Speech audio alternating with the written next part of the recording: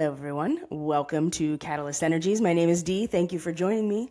I'm so grateful that you're here. This is our Catalyst New Moon forecast, where we go over the main astrological themes for the next 2 weeks, starting with our Cancer new moon that was exact actually 4 hours ago as of this recording.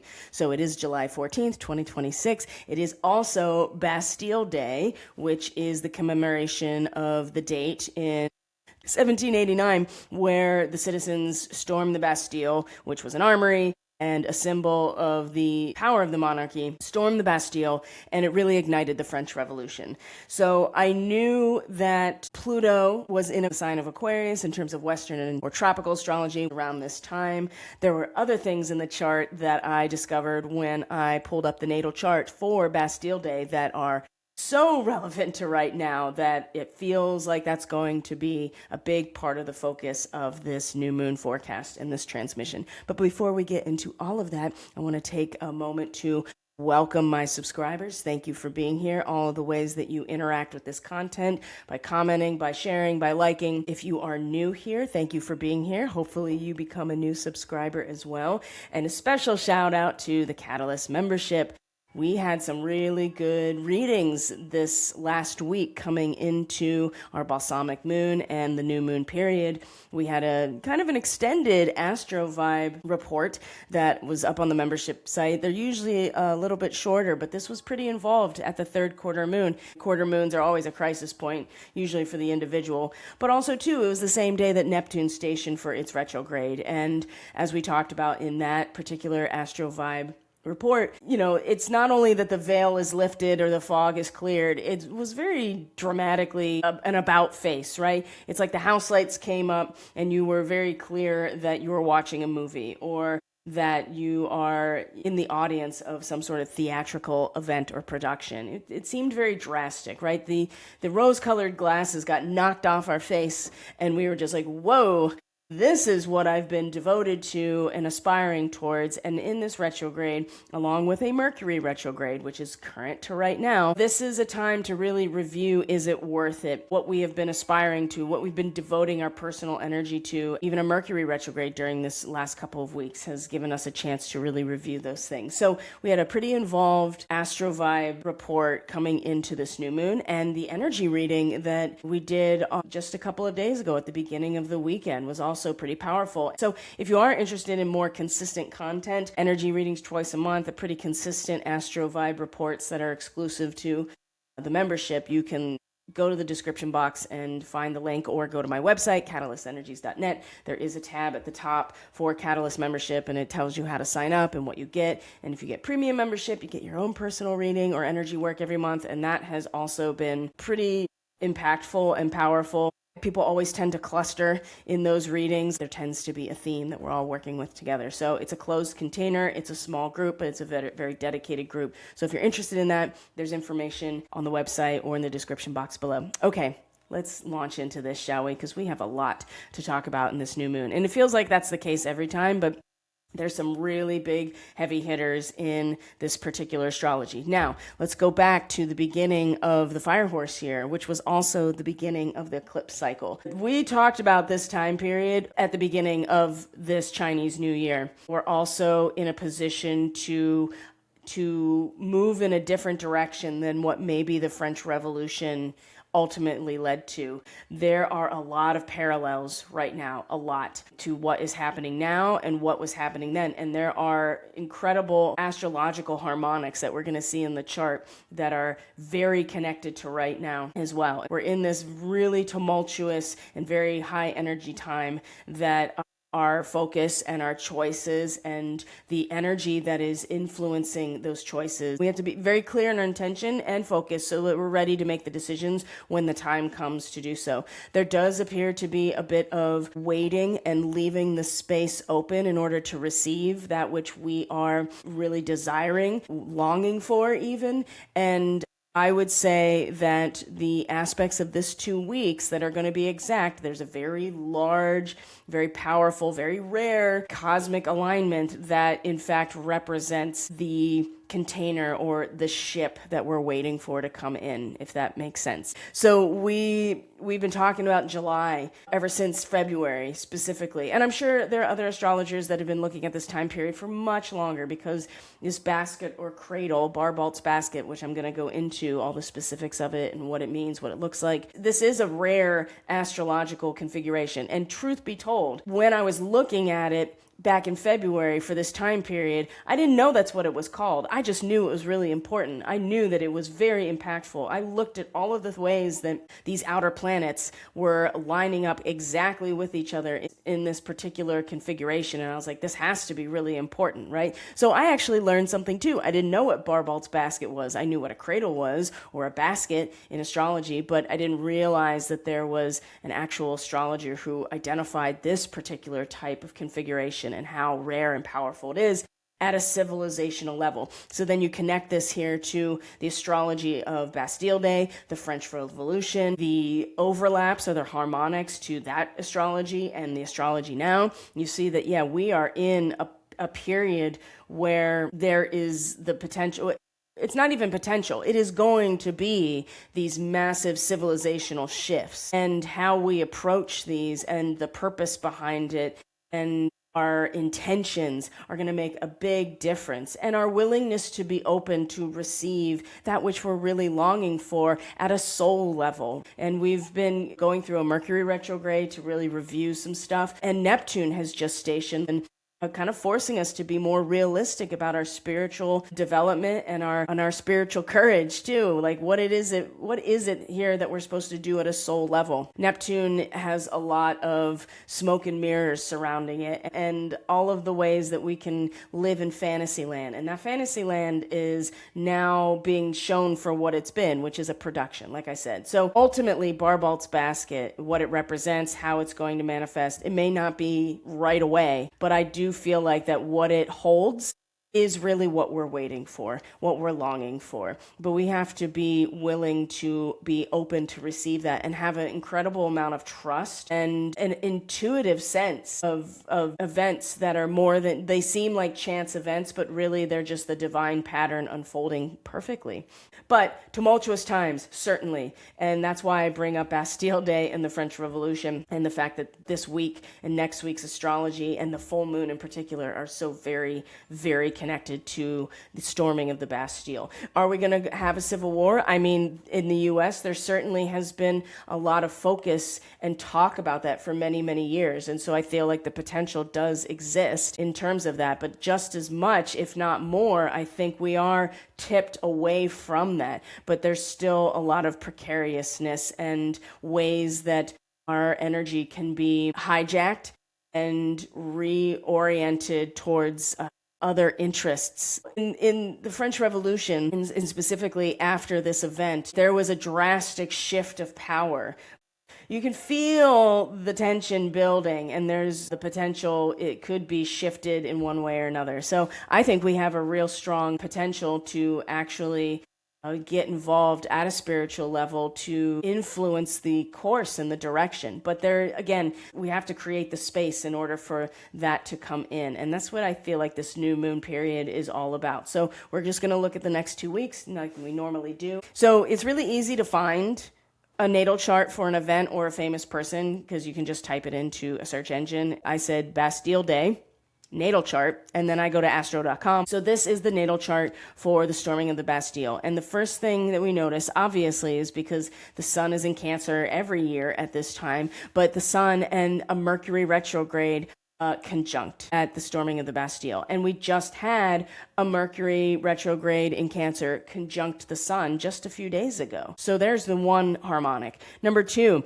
Jupiter is in Leo at the time of the storming of the Bastille. And not only is it in Leo, Jupiter is at 7 degrees Leo, which is where it's going to be at the full moon conjunct the sun. Right? 6 to 7 degrees Leo, which is also in alignment with the beehive cluster in the Cancer constellation. And that's something that I've talked about considerably. It is a starseed origin that I found quite by accident. It was not part of my initial research. I started seeing that pattern in my clients, and I was like, wait a minute, this position is actually really important. So I'm going to talk way more about that with the full moon forecast, and certainly it's going to be part of the Astro Vibe reports that are for the membership leading up to that point, because we've been looking towards this period since February, like I said, where everything starts to externalize. And by the way, this is the last lunar cycle before the next eclipse window. We're going to have the eclipses and the Lion's Gate. There's going to be a special reading sale for personal forecasts for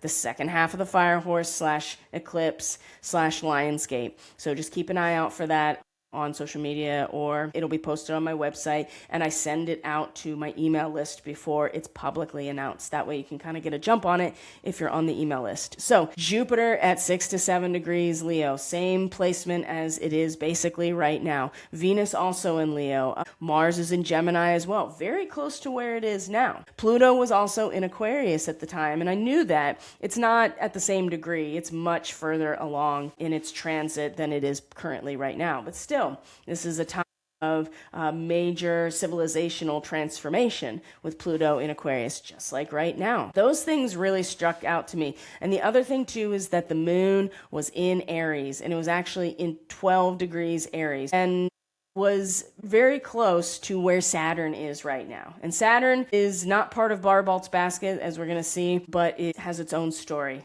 because Saturn's going to retrograde during this time period. So the moon was also in Aries. So you can bet, too, that emotions were flaring. 13 degrees Aries is an unexploded bomb reveals an unsuccessful social protest. That says a lot. Kind of like the Bolshevik Revolution. The underlying motivating factors and interests were just trying to destabilize the entire system in order to come in and take it over. So that's something else to consider, isn't it? That is a ploy that has been happening over and over again, to come in and destabilize the area you want to take over by funding both sides of things. And when you look at the way that the scales tipped after the French Revolution really ignited, they were just murdering people at the guillotine that really probably didn't have anything to do with the monarchy or the tyranny of the royals. So it just started to become a bloodlust. You can see the harmonics, you can see the overlap to now as opposed to then. We'll keep that in mind as well as we go through the current astrology. This is, as you can see, just an hour before the new moon is exact. The thing that's really powerful about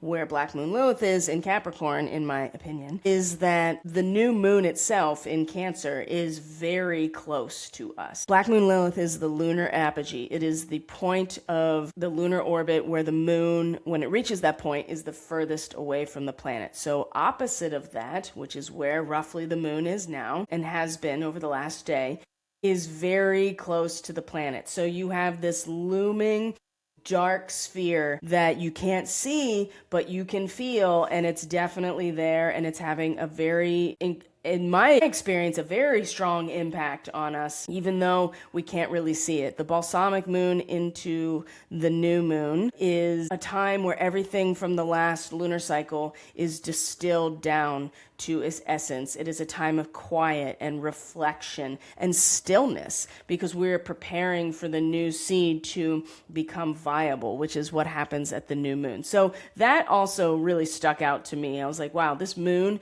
is really close to us, even though we can't see it. It is looming. It is like breathing down our neck. It is surrounding us, and we feel it. And you may have had some really strong, deep feelings. They might be coming out subconsciously or in your dream state, or just finding different ways to be felt or expressed, but it's definitely there. So the new moon, in terms of the Sabian symbol, is a young woman awaiting a sailboat, the longing for transcendent happiness in the soul, open to great dreams. This is coming from Dane Rudger. Coming from Mark Edmund Jones, the person who originally transcribed the Sabian symbols, says creative poise and a quiet range of perspective which give real power to the human soul. It endows it with gifts for sustained interest in the present situation.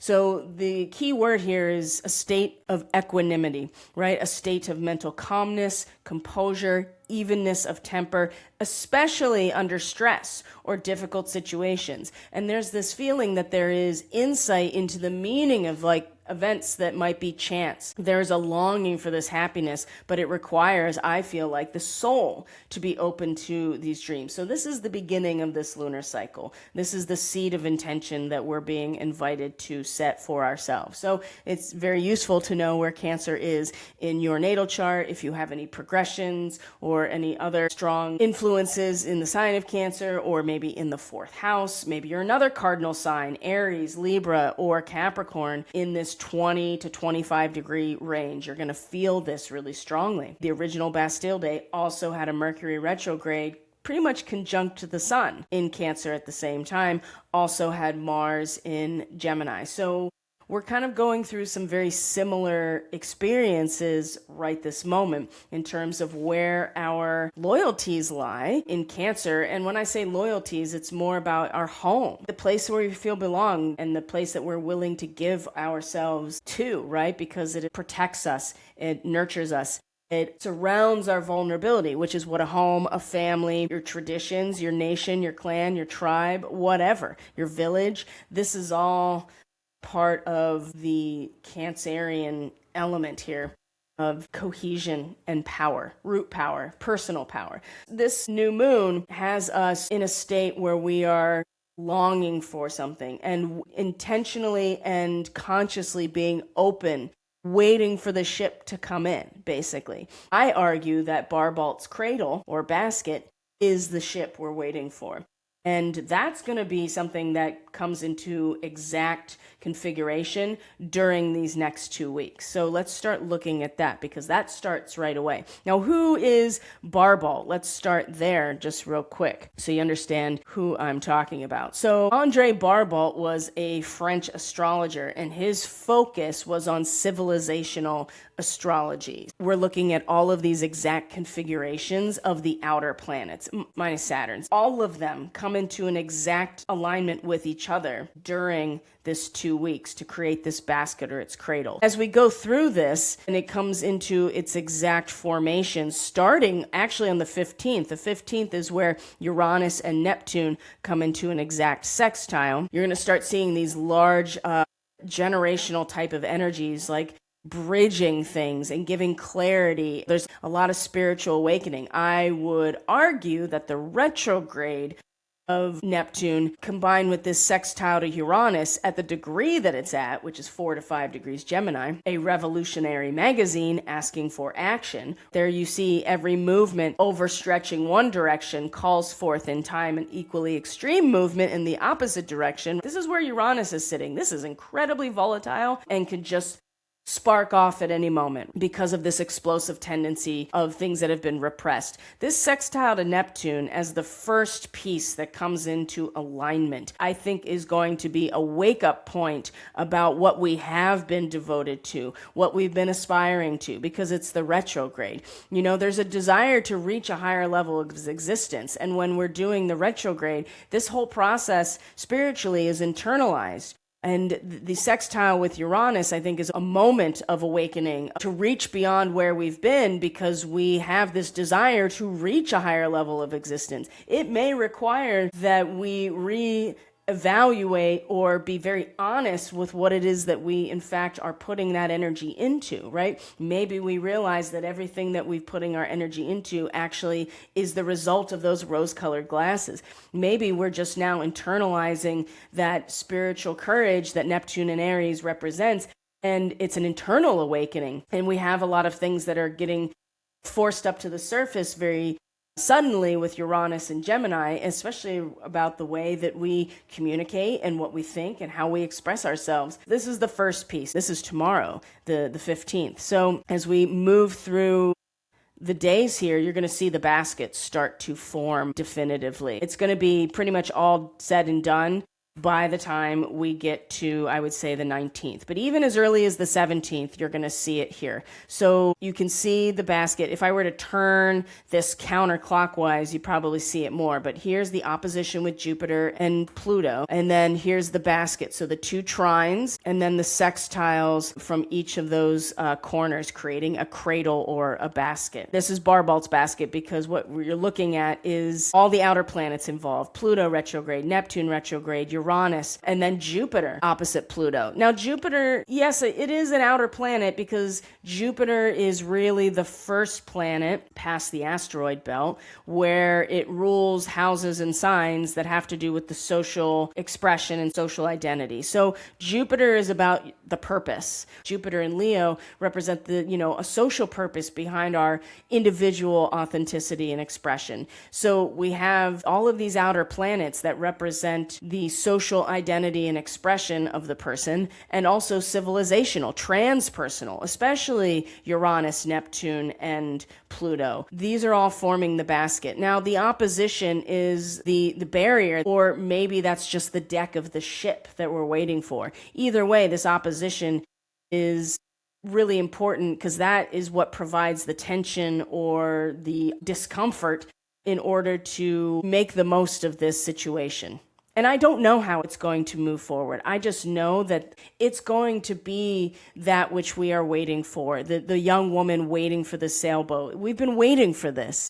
We have been waiting for this. And we knew that this was coming since February, the beginning of the fire horse year. Once we pass through the Lion's Gate and flip over into a new eclipse cycle, and in fact, one of the other really big pieces of this 2 weeks is that the nodes are going to shift into Aquarius and Leo. That is going to be like a laser beam at a soul level of where we're going. And it'll all come together. It's going to be the third eye just blasting open, wider than it's ever been. All of these large outer planets that are forming the actual basket itself are all the things civilizationally and transpersonally that are going to facilitate this. So on the 17th, as you see here, Uranus and Pluto are in the trine. So first, Uranus is in a sextile to Neptune, which indicates that there is some sort of transformation. You have to participate. The trine to Pluto is just an air trine that stabilizes things. And so again, this is like a cosmic green light for things like innovation and, sudden breakthrough, deep introspective power shifts. And I would say internally, because we're working with Pluto retrograde. So this does represent a profound evolutionary change. But because of the retrograde, I feel like it offers us a deeper understanding of ourselves and a broader perspective on,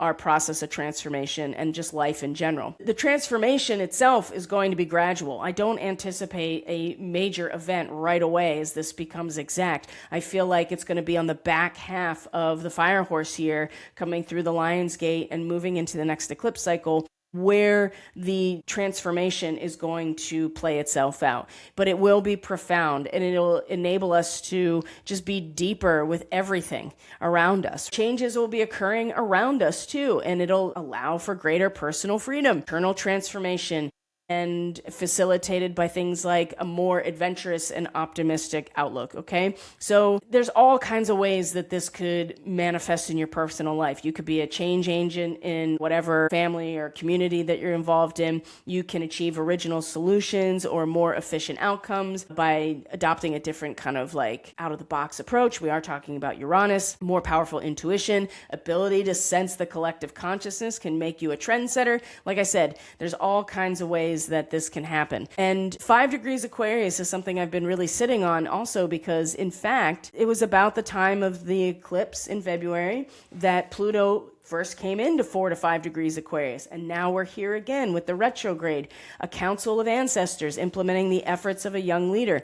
Nothing happens in a vacuum for each of us individually, right? There is a root foundation of past performances, and it sustains, it powers, it pushes forward the decisions that we typically make in those moments of crisis. This is where Pluto is sitting. Now it's more of an internalized experience. It's like the whole past of humanity stands behind any individual effort, especially when it's time to make a critical decision. There's this hidden foundation of individual strength, something that you can rely on, and this is incredibly transformative because we're talking about Pluto. But the other side of this, and I would say because Pluto's involved, probably less of this, but there is a potential for inertia of a tradition that's not able to transcend. I just don't see that. That is definitely a possibility, but there's so much here that is triggering transformation in every direction that I don't think that's going to withstand what's happening. Reliance on the precedents that have been set will enable one to make the most critical decision, right? Because we have the power at our deepest roots. So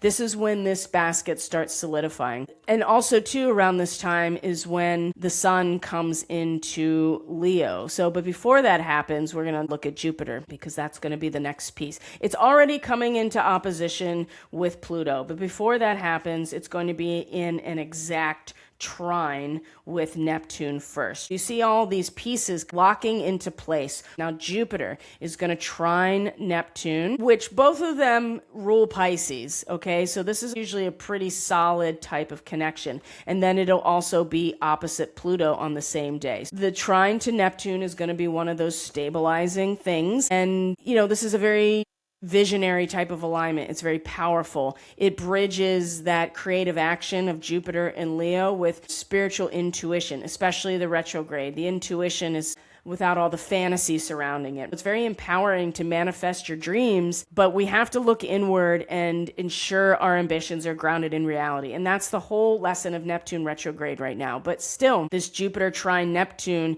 is one of those moments where we can merge our vision and our action. However, I feel like that there is going to be a need to reevaluate those goals with this trine, and it's going to be very stabilizing in our creative action because it's a trine. So spiritual leadership is a really big possibility with something like this. The trine with Uranus and Pluto, that also triggers a potential to be a trendsetter or a change maker. And then you have the spiritual leadership aspect, because there is this combination of fire and water, Jupiter and Neptune, and it encourages us to lead with compassion. So we might be inspired to take bold and confident action towards those kind of like more spiritual humanitarian pursuits. So it also encourages hope and generosity and a community spirit. You might undertake a spiritual quest. I think if anything, it's going to really stabilize that reevaluation of what it is that we want to be doing. People might come to you for spiritual guidance, right? Visions, dreams, meditations, all of those things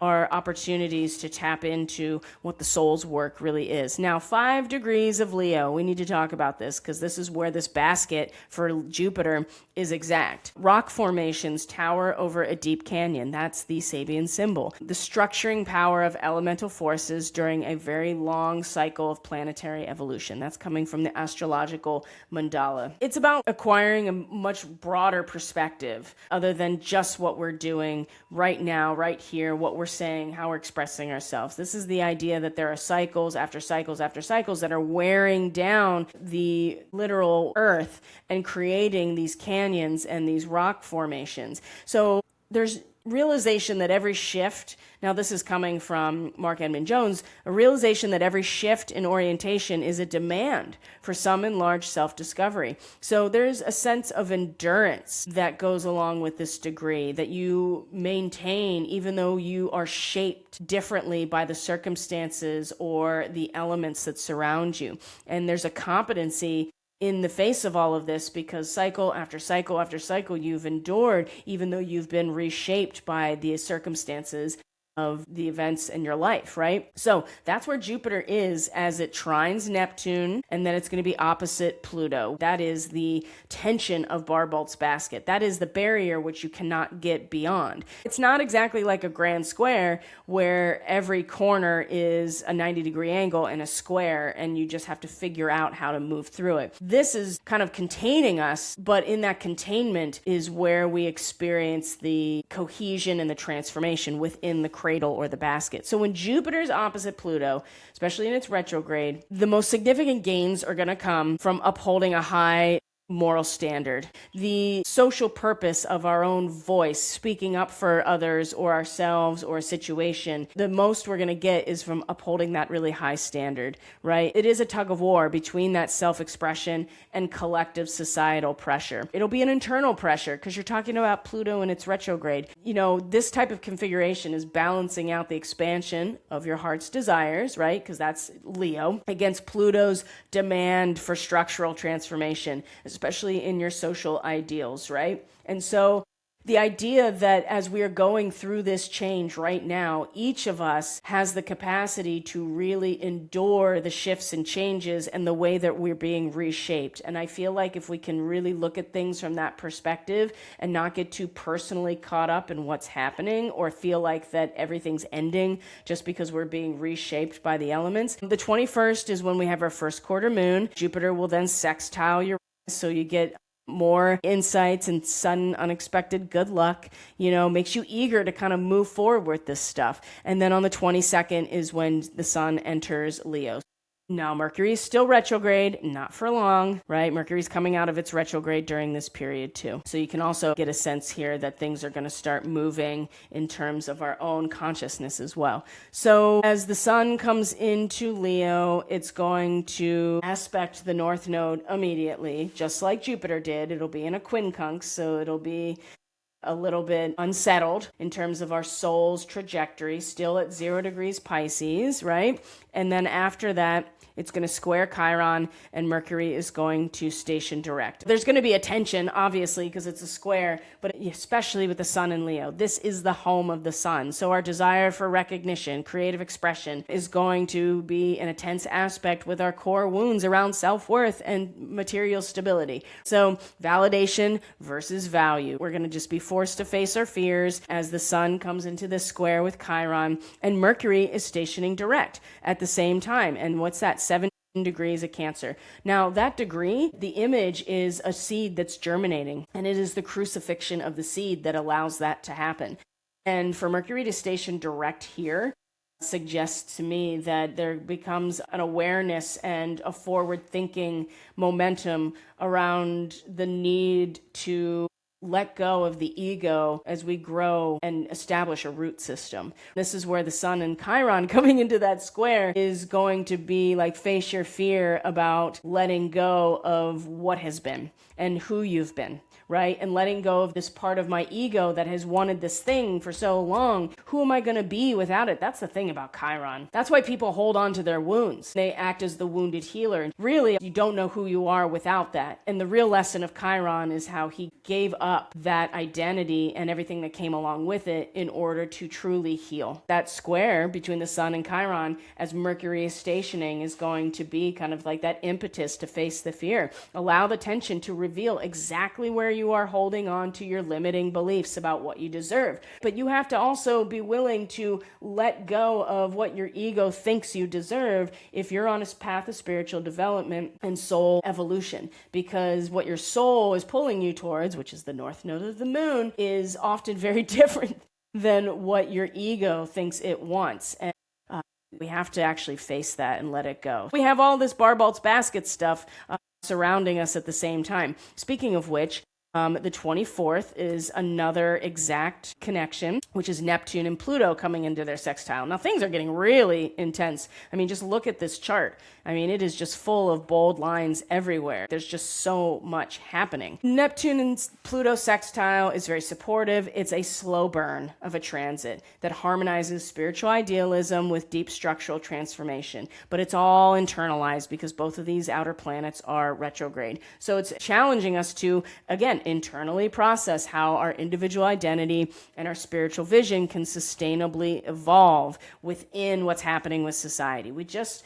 have to accept the slow burn and in my opinion, the controlled demolition. It facilitates the gradual erosion of outdated power structures, both internally and externally. The thing that is definitive on this day, at least according to my notes, is that Saturn stations, as you can see, retrograde at 14 to 15 Aries. Just a reminder that 15 degrees Aries is the Indian woman weaving the ceremonial blanket. We are responsible for and completely capable of weaving that which clothes our desire. And Saturn is like, okay, it's time to dig your heels in now. Like, it's time to see what you're really made of. Can you actually endure this process? Can you find that rhythm, and can you stick with it no matter what's happening? On top of that, this is when the nodes, by the time we get to the 27th of July, this is when the nodes shift for the first time into Aquarius and Leo. Now, the nodes of the moon have a 18-month cycle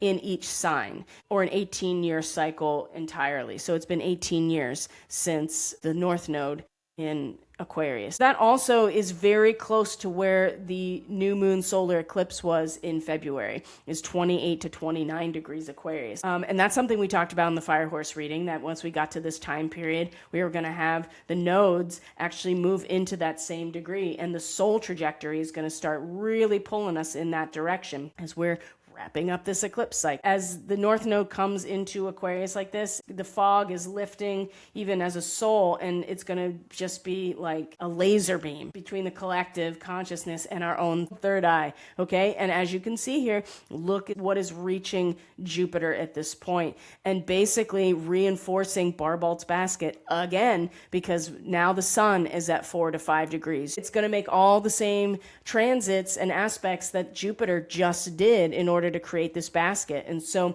while Barbault's basket was about these outer planets and transpersonal energies, it is going to become very personal as we come into the full moon, and the sun is taking the place of Jupiter in this basket, and we become personally sustained and identified with the endurance that's necessary, which is great because the sun rules Leo. It is going to aim Barbault's basket. The capacity to stay true to our spiritual ideals without sacrificing our needs is going to be strong here. And we gain a deeper and broader understanding of our place in all of it, right? It's just kind of one of those moments where it's like the sun does shine like in our heart at that moment.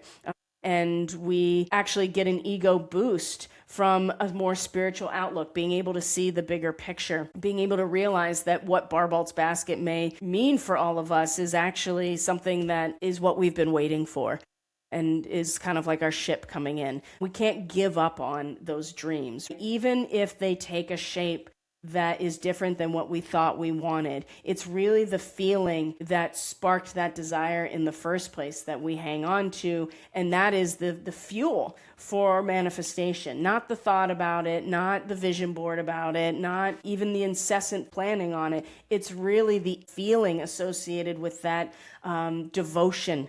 That's the fuel for the manifestation energy. The full moon in Aquarius, 7 degrees Aquarius, is a child being born from the cosmic egg. So just keep in mind that something brand new really is coming forward, something that we could never really anticipate or even thought that we wanted, but we have been really generating and nurturing a feeling about something brand new. That in itself is really the fuel for all of it. So we can't give up hope, and our longing for our happiness and our soul being open, I think, is the real trick here to all of this. I'm going to leave it there for now, my friends. Thank you for being here. I really appreciate all of you so much. Everything you need is in the description box below: how to get on the website, Catalyst membership, ways that you can donate if you feel so called. I'm going to be putting out the promotional material for the Lionsgate eclipse personal forecast. We're going to look at the 6 months on the backside of the Fire Horse reading and the eclipses, and certainly the Lionsgate and what that means for you. So if you are a Catalyst member, you get to use your discount code that correlates to your tier membership. So that's pretty awesome. That is something that's another benefit of membership. So my friends, again, thank you for being here. I really appreciate all of you. Enjoy the new moon. I look forward to seeing you on the next video, which will be the full moon in Aquarius. And in the meantime, Catalyst membership, I'll be seeing you sooner than later on our next Astro Vibe report. Okay, everybody, take care of yourselves. I'll talk to you soon.